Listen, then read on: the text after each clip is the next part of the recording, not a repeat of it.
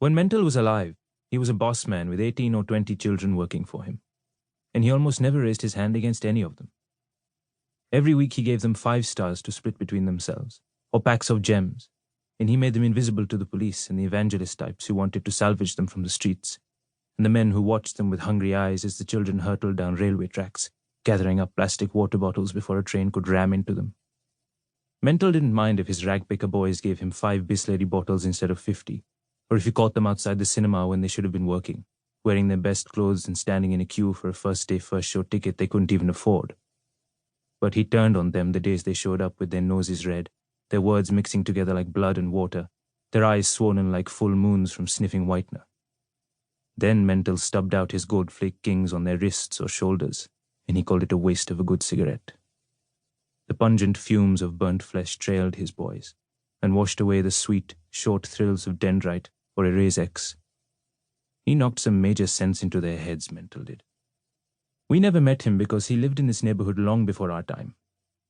But the people who knew him, like the barber who has been shaving stubbly cheeks for decades, and the madman who smears ash across his chest and calls himself a saint, still talk about him. They say Mental's boys never picked fights about who got to board a running train first, or who could claim a stuffed toy or a bump-and-go racing car wedged into the gap behind a seat berth. Mental taught his boys to be different. That's why, of all the children who worked at all the railway stations across the country, they lived the longest.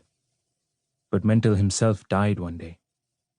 His boys knew he hadn't planned on it. He was young and healthy, and had promised to hire a tempo and drive them to the Taj before the monsoon came to the city.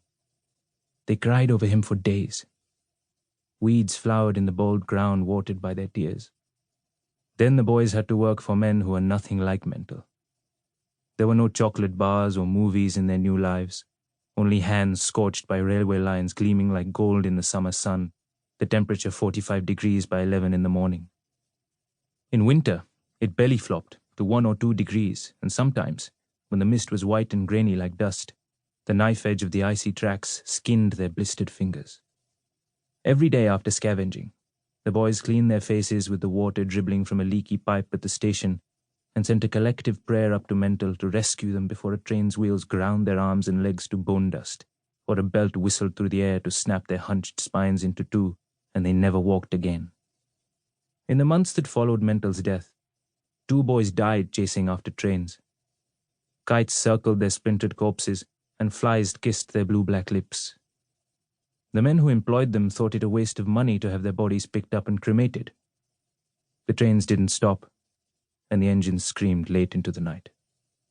One evening, soon after the deaths, 3 of Mental's boys crossed the road that separated the railway station from the hodgepodge of shops and hotels whose terraces were packed with red and white mobile phone towers and black Syntex tanks. Neon signs flashed Pure Veg Foods and Station View and Incredible India and Family Comfort. The boys were visiting a place not far from here, a brick wall with iron railings on which Mental had dried his clothes, and below which he had slept at night with everything he owned tied up in a sack that he hugged tight as if it were his wife.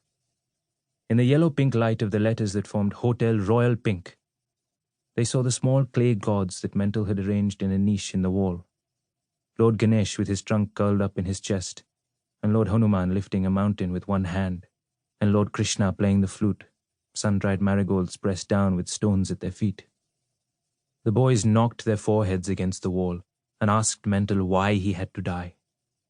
One of them whispered Mental's real name into the wind, which was a secret known only to them, and a shadow stirred in the lane. The boys thought it was a cat or a flying fox, though there was a charge in the air, the metallic taste of electricity on their tongues, the flicker of a rainbow-colored bolt of light, gone so soon they could have only imagined it. They were worn out from hunting bottles and light-headed from hunger. But the next day, rooting through the trash on the floor of a train, each one of the 3 boys found a 50-rupee note under different seat berths. They knew the money was a gift from Mental's ghost, because the air around them rippled with the warm breath he exhaled, smelling of gold flake kings. He had come to them because they had called him by his real name. To keep listening to this audiobook, I've left you a link in the description so you can do it. at no cost thanks to Audible's 30-day free trial.